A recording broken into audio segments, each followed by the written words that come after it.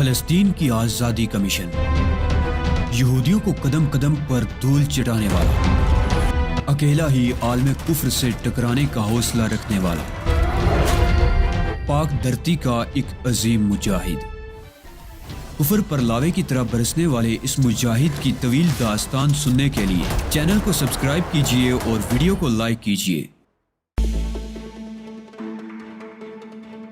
مجھے خوشی ہے کہ تم جیسا تجربے کار سپاہی میرے ساتھ موجود ہے۔ خود میرا ارادہ بھی یہی ہے کہ چاند غروب ہونے کے بعد ہم ان پر حملہ کرنے کی کوشش کریں گے۔ میں بابل کی وادی میں دیکھنے لگا جہاں کافی فاصلے پر دریائے فرات کی جاگ اڑاتی لہریں چاند کی روشنی میں چمکتی نظر آ رہی تھیں۔ تمہارا تجربہ کیا کہتا ہے سید؟ دفتن میں نے کہا، اگر وہ لوگ ہم پر حملہ کر بیٹھے تو کیا نتیجہ نکلے گا؟ اس کا انحصار تو ان کے عزم پر ہوگا جناب، سید نے نپے تلے انداز میں کہا۔ اگر منظم اور بھرپور طریقے سے حملہ کیا جائے تو ایک پلٹون بھی ان پہاڑیوں کو فتح کر سکتی ہے، جبکہ اس کے برعکس اگر دشمن نہ تجربے کار یا اناڑی پن کا مظاہرہ کرے 500 افراد پر مشتمل بٹالین بھی ہمارا کچھ نہیں بگاڑ سکتی۔ ہمارا دفاع کتنا ہی کمزور کیوں نہ ہو، مہارت کے بغیر وہ ہم پر فتح حاصل نہیں کر سکیں گے۔ سید نے مجھے بہت متاثر کیا۔ اس کے جواب سے اندازہ ہوتا تھا کہ وہ جنگی چالوں سے بخوبی واقف ہے۔ تمہارے خیال میں ہیسنر کی قیادت میں یہ پہاڑی فتح کی جا سکتی ہے؟ میں نے اگلا سوال کیا۔ ہیسنر ایل ایئر لائنز کا چیف سیکیورٹی آفیسر ہے جناب، سید نے کہا۔ اس کی صلاحیتوں پر تو شبہ نہیں کیا جا سکتا، تاہم اس کے ساتھ جو لوگ ہیں ان میں بہت کم ایسے ہوں گے جنہیں عملی طور پر کسی جنگ میں حصہ لینے کا موقع ملا ہوگا۔ ان کی اکثریت نا تجربے کار لوگوں پر مشتمل ہے، گویا مجموعی طور پر ان میں اہلیت نہیں ہے کہ ہم سے جنگ جیت سکیں۔ میں نے پوچھا، میں کیا کہہ سکتا ہوں جناب؟ اس کا انحصار تو ان لوگوں کے جذبہ قربانی پر ہے۔ اگر ان میں صہیونیت پر قربان ہو جانے کا جذبہ موجود ہے تو ہیسنر کی قیادت ان کے لیے بہت کافی ثابت ہوگی۔ قربانی کا جذبہ تو ہمارے لوگوں میں بھی ہے اور ان سے زیادہ ہے، پھر وہ ہم پر کس طرح قابو پا سکیں گے؟ عددی برتری کے علاوہ انہیں اسلحے کی برتری بھی حاصل ہے۔ ہمیں ان پر صرف یہ فوقیت ہے کہ ہم بہتر جگہ پر ہیں، لیکن یہ حقیقت ہے کہ وہ ہمارے ایک بھی آدمی کو زندہ گرفتار نہیں کر سکیں گے۔ قربانی کا جذبہ ان میں ہم سے زیادہ نہیں ہو سکتا۔ وہ غاصب ہیں، انہوں نے ہماری زمینیں غصب کی ہیں۔ ہم اپنی جانیں قربان کر دیں گے مگر ہتھیار نہیں ڈالیں گے۔ یہ جذبہ شہادت ہی ہے سید، جو مسلمانوں کو فتح سے ہمکنار کرتا چلایا ہے، اور اللہ نے چاہا تو اس محاذ پر بھی فتح ہماری ہی ہوگی۔ ہمارے وہم و گمان میں بھی نہیں تھا کہ یہاں ایسی کوئی صورتحال پیدا ہو سکتی ہے، سید نے کہا۔ ہمیں اس کا ذرا سا بھی اندازہ ہوتا تو ہم پوری تیاری سے آتے۔ ہمارے پاس ایک مارٹر گن بھی ہوتی تو ہم انہیں 1 گھنٹے کے اندر اندر گھٹنے ٹیکنے پر مجبور کر دیتے۔ یہ غلطی تو ہوئی ہے سید، اور اس کے لیے کسی کو الزام بھی نہیں دیا جا سکتا۔ کوئی سوچ بھی نہیں سکتا تھا کہ وہ آخری وقت میں ایسی کوئی حرکت کر گزریں گے۔ انہوں نے جو حرکت کی ہے اس کا خمیازہ بھی انہی کو بھگتنا پڑے گا۔ تم اس علاقے سے اچھی طرح واقف ہو سید؟ بہت اچھی طرح واقف ہوں جناب، سید نے کہا۔ یہاں صرف کھنڈرات بکھرے ہوئے ہیں، لیکن آپ کس لیے یہ بات پوچھ رہے ہیں؟ کتنی عجیب بات ہے کہ یہ علاقہ دریا کے کنارے واقع ہونے کے باوجود اس قدر بنجر اور غیر آباد ہے۔ اسے تو بہت زرخیز اور بارونق ہونا چاہیے تھا۔ آپ ٹھیک کہہ رہے ہیں جناب، سید نے کہا، لیکن عربوں کے خیال میں یہ آسیب زدہ علاقہ ہے، اسی وجہ سے کوئی ادھر کا رخ نہیں کرتا۔ میں نے بھی اس علاقے کے بارے میں معلومات حاصل کی تھی سید۔ میں نے سنا ہے یہاں ایسے قبائل بھی آباد ہیں جنہیں چند سال قبل تک یہ بھی معلوم نہیں تھا کہ وہ عراق کی حدود میں رہ رہے ہیں۔ صحرائی علاقوں میں یہی ہوتا ہے جناب۔ وہ تو فوجی مشقوں کے دوران ایسے قبائل کا سراغ لگ بھی گیا، ورنہ وہ اب تک تاریکی میں رہتے۔ میں نے شمال کی سمت دیکھا جہاں تقریباً 1 کلومیٹر کے فاصلے پر میدان میں ایک اونچی پہاڑی سر اٹھائے کھڑی تھی۔ یہ کیا ہے سید؟ میں نے اس طرف اشارہ کر کے پوچھا۔ بابل کی پہاڑی ہے جناب، سید نے کہا۔ بعض ماہرین آثار قدیمہ اسے مینار بابل کے مقام کے طور پر شناخت کرتے ہیں۔ تمہاری معلومات بہت وسیع ہیں سید، میں نے تحسین آمیز لہجے میں کہا۔ تمہیں ان داستانوں پر یقین ہے جو بابل سے منسوب ہیں؟ خدا ہی بہتر جانتا ہے جناب، سید دھیرے سے ہنسا۔ بابل تو جادو نگری تھی، میرے پاس اتنی فرصت کہاں کہ جادوئی داستانوں میں سر کھپاؤں۔ اور معلق باغات کس طرف ہیں؟ میں نے ادھر ادھر دیکھتے ہوئے کہا۔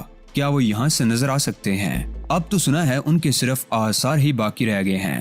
خود میں اس طرف کبھی نہیں گیا، تاہم وہ یہاں سے جنوب کی سمت ہیں۔ کتنی عجیب بات ہے سید، رش یہاں کا باشندہ ہے اور اسے یہاں کی تاریخ کے بارے میں کچھ بھی نہیں معلوم۔ یہ تو دلچسپی کی بات ہے جناب، بہت سے لوگ یہاں کے باشندے نہیں ہیں، لیکن یہاں کے باشندوں سے زیادہ یہاں کی تاریخ سے واقف ہیں۔ میں نے احمد رش کو اپنی طرف آتے دیکھا۔ اسرائیلی خاموش ہیں۔ اس نے کہا، کوئی غیر معمولی نقل و حرکت دکھائی نہیں دے رہی۔ اس کے لہجے میں ناگواری تھی جسے میں نے بخوبی نظر انداز کر دیا۔ اس وقت چاند کی ہلکی سی روشنی پھیلی ہوئی ہے۔ میں نے کہا، انہیں اگر ہم پر حملہ کرنا بھی ہوا تو چاند غروب ہونے کے بعد کریں گے۔ اس وقت تک انتظار کرنے سے بہتر یہ ہوگا کہ ہم خود ان پر حملہ کر دیں۔ رش نے کہا، اسلحے کی کمی ہماری راہ میں حائل ہے۔ ہمارا محدود اسلحہ زیادہ دیر تک ہمارا ساتھ نہیں دے سکے گا اور ہمارے ساتھی بلا وجہ مارے جائیں گے۔ تم نے اس صورتحال سے نمٹنے کی کوئی تدبیر سوچی؟ احمد رش نے کہا، مجھے توقع ہے کہ وہ ہم پر حملہ ضرور کریں گے۔ اس وقت ہم انہیں شدید نقصانات سے دوچار کر سکیں گے۔ اس وقت تک ہم یوں ہی ہاتھ پر ہاتھ دھرے ان کا انتظار کرتے رہیں گے۔ جنگ لڑنے کے لیے بڑے مضبوط اعصاب کی ضرورت ہوتی ہے۔ میں نے نرمی سے کہا، میرے ذہن میں ایک تجویز ہے۔ رش نے کہا، اگر تم اجازت دو تو میں پہلے ہی کہہ چکا ہوں کہ اپنے کسی بھی ساتھی کی ہر اس تجویز کا خیر مقدم کروں گا جو کسی بھی اعتبار سے سود مند ثابت ہو سکے۔ تمہیں اجازت طلب کرنے کی کیا ضرورت ہے؟ تم انچارج ہو نا؟ رش نے طنزیہ لہجے میں کہا۔ میں نے سوچا کہ تم برا نہ مان جاؤ۔ میں خون کے گھونٹ پی کر رہ گیا۔ وہ مستقل میرا خون جلانے پر تلا ہوا تھا۔ میں برا نہیں مانوں گا رش، میں نے آہستہ سے کہا۔ اسرائیلیوں سے مقابلہ کرنے کے لیے ہم مزید کمک طلب کر سکتے ہیں۔ میں نے اور سید نے چونک کر رش کو دیکھا۔ کمک کہاں سے طلب کریں گے؟ میں نے کہا، فلسطینیوں کے بیس کیمپ سے۔ رش نے جواب دیا، جو یہاں سے 100 کلومیٹر کے فاصلے پر ہے۔ تجویز تو اچھی ہے، سید نے کہا، لیکن بیس کیمپ بہت دور ہے، وقت بہت لگ جائے گا۔ اس کا حل بھی میں نے سوچ لیا ہے، رش بولا۔ میں اپنے طیارے کے ٹرانسمیٹر پر ان سے رابطہ قائم کر سکتا ہوں۔ اگر ایسا ہو جائے تو ہماری ساری مشکلیں حل ہو جائیں گی، سید نے پرجوش انداز میں کہا۔ میرا خیال ہے اس طرح ہماری مشکلات اس قدر بڑھ جائیں گی کہ انہیں حل کرنا بالکل ہی ناممکن ہو جائے گا۔ میں نے کہا، مجھے معلوم تھا۔ رش نے زہریلے انداز میں کہا، تم ہرگز میری تجویز سے اتفاق نہیں کرو گے۔ اگر تم نے کوئی قابل عمل تجویز پیش کی ہوتی تو میں ہرگز اسے رد نہ کرتا۔ میں نے اس کے لہجے کو نظر انداز کرتے ہوئے بڑے سکون سے کہا، یہ تجویز تو بالکل قابل عمل ہے جناب۔ سید نے کہا، مجھے حیرت ہے کہ یہ بات میرے ذہن میں کیوں نہیں آئی۔ تم یہ بات کہہ سکتے ہو سید، اس لیے کہ تم بہت سی باتوں سے لا علم ہو۔ احمد رش ان باتوں سے واقف ہے۔ اگر اس کو غور کرنے کا موقع ملا ہوتا تو یہ خود ہی اپنی تجویز مسترد کر دیتا۔ اگر تم کوئی ایسی وجہ پیش کر سکو جس کی بنا پر یہ میری پیش کی ہوئی تجویز ناقابل عمل قرار پائے تو میں تمہاری طرف سے اپنا دل صاف کر لوں گا۔ رش نے چیلنج کرنے والے انداز میں کہا، تم یہ وعدہ کرو کہ اس مہم کے خاتمے کے بعد بھی ہمارے درمیان کوئی دشمنی نہیں ہوگی۔ مجھے منظور ہے، رش نے بڑی تیزی سے کہا۔ اسے اپنی تجویز کے قابل عمل ہونے کا پورا یقین تھا۔ تمہیں معلوم ہے کہ گمشدہ کنکڑ کی تلاش کس پیمانے پر کی جا رہی ہے؟ میں نے کہا اور رش سناٹے میں آ گیا۔ اس کی سمجھ میں فوراً ہی پوری بات آ گئی تھی، لیکن سید کچھ بھی نہیں سمجھ سکا تھا۔ یہ کیا بات ہوئی جناب؟ سید نے الجھے ہوئے لہجے میں کہا، گمشدہ کنکڑ کو بہت بڑے پیمانے پر تلاش کیا جا رہا ہے۔ اس کی انتہا یہ ہے کہ زمین کے مدار میں موجود امریکی سیٹلائٹ تک سے مدد لی جا رہی ہے۔ ایسے میں ٹرانسمیٹر کا استعمال مخدوش ثابت ہو سکتا ہے۔ اگر ہمارا پیغام کہیں بھی سن لیا گیا تو فوری طور پر ہماری نشاندہی ہو جائے گی اور پھر فلسطینیوں سے پہلے اسرائیلی بمبار طیارے ہمارے سروں پر موجود ہوں گے۔ لیکن آپ کو یہ بات کس طرح معلوم ہوئی کہ کانکڑ کو کس پیمانے پر تلاش کیا جا رہا ہے؟ یہ بات رش کو بھی معلوم ہے۔ کانکڑ کو اغوا کرنے کے بعد ہم نے ٹرانسمیٹر پر ہونے والی ان کی ایک گفتگو سن لی تھی جس سے ہمیں یہ بات معلوم ہوئی تھی۔ سید نے تفہیمی انداز میں سر ہلایا۔ واقعی جناب، پھر تو ٹرانسمیٹر کا استعمال کرنے کا خیال بھی دل میں نہیں لایا جا سکتا۔ اس نے کہا، تمہاری بات تسلیم کر لی جائے تب بھی یہ سوال پیدا ہوتا ہے کہ کانکڑ کے پائلٹ بیکر نے انہیں ٹرانسمیٹر پر اپنی پوزیشن سے کیوں مطلع نہیں کر دیا؟ رش نے کہا، میرے فٹ کیے ہوئے بم نے کانکڑ کی وائرنگ تو کم از کم تباہ کر دی ہوگی اور ان کا ٹرانسمیٹر ناکارہ ہو گیا ہوگا، ورنہ ہم اب تک کبھی کے راہی ملک عدم ہو چکے ہوتے۔ ٹھیک ہے دوست، رش نے میری طرف ہاتھ بڑھاتے ہوئے کہا، میں تم سے اپنے سارے اختلافات ختم کرتا ہوں۔ میں نے بڑی گرمجوشی سے اسے ہاتھ ملایا۔ میرے لیے اس سے بڑھ کر خوشی کی بات اور کوئی نہیں ہو سکتی۔ میں نے کہا، مجھے ویسے بھی احساس ہو گیا تھا کہ غلطی میری ہے۔ رش نے ندامت سے کہا، معلوم نہیں کبھی کبھی کیا ہو جاتا ہے، غصہ آتا ہے تو دماغ کچھ سوچنے سمجھنے کے قابل ہی نہیں رہ جاتا۔ کوئی بات نہیں رش، میں نے اس کے شانے پر ہلکی سی تھپکی دی۔ ہم سب کسی نہ کسی کمزوری کا شکار ہوتے ہیں، بس آدمی کو اپنی کمزوریوں پر قابو پانے کی کوشش کرتے رہنا چاہیے۔ میں وعدہ کرتا ہوں کہ آئندہ خود پر قابو رکھنے کی کوشش کروں گا، احمد رش نے بڑے خلوص سے کہا۔ پھر سید کی طرف مڑ کر بولا، میں تم سے بھی معذرت خواہ ہوں، آپ مجھے شرمندہ کر رہے ہیں جناب۔ سید نے کہا، میں نے آپ کی کسی بات سے اپنی توہین محسوس نہیں کی، چاند غروب ہونے والا ہے۔ میں نے کہا، اب ہمیں فیصلہ کر لینا چاہیے کہ ہمارا آئندہ اقدام کیا ہوگا۔ ہمارے پاس دونوں صورتیں موجود ہیں، مکمل تاریکی پھیلتے ہی ہم ان پر حملہ کر دیں یا پھر انہیں خود پر حملہ ور ہونے کا موقع دیں۔ میرے خیال میں جنگ کا فیصلہ جتنی جلد ہو جائے اتنا ہی اچھا ہے، رش نے کہا۔ اور تم کیا کہتے ہو؟ میں نے سید کی طرف دیکھتے ہوئے سوال کیا۔ جنگ کا فیصلہ جلد ہو یا دیر سے، اہم بات یہ ہے کہ وہ فیصلہ ہمارے حق میں ہونا چاہیے، سید نے کہا۔ رش، تمہارے خیال میں اگر ہم آگے بڑھ کر حملہ کریں تو نتائج ہمارے حق میں نکلنے کے کیا امکانات ہو سکتے ہیں؟ میں نے رش سے پوچھا۔ رش نے مضطربانہ انداز میں پہلو بدلا۔ اس کے امکانات کم ہوں گے، نہ ہونے کے برابر، میں نے تصحیح کی۔ اس کے برعکس ہم انہیں جتنا طویل انتظار کرائیں گے اتنا ہی ہمارے حق میں بہتر ہوگا۔ میں آپ سے متفق ہوں جناب، سید نے کہا۔ بہتر صورت یہی ہے کہ ہم دفاعی جنگ لڑیں۔ اس بات کی کیا ضمانت ہے کہ وہ ہم پر ضرور حملہ کریں گے؟ رش نے اعتراض کیا۔ فرض کرو ہماری طرح وہ بھی دفاعی جنگ لڑنے کا فیصلہ کر لیں تو کیا ہوگا؟ وہ اتنا مخدوش فیصلہ کر ہی نہیں سکتے، میں نے کہا۔ وہ جلد از جلد لڑ بڑھ کر یہاں سے نکلنے کی کوشش کریں گے۔ اگر ہم نے انہیں زیادہ دیر گرے رکھا تو وہ بھوکے مر جائیں گے۔ ان کے پاس نہ تو راشن ہے اور نہ ہی ان کی کوئی سپلائی لائن ہے، جبکہ ہمارے پاس کئی دنوں کی خوراک موجود ہے۔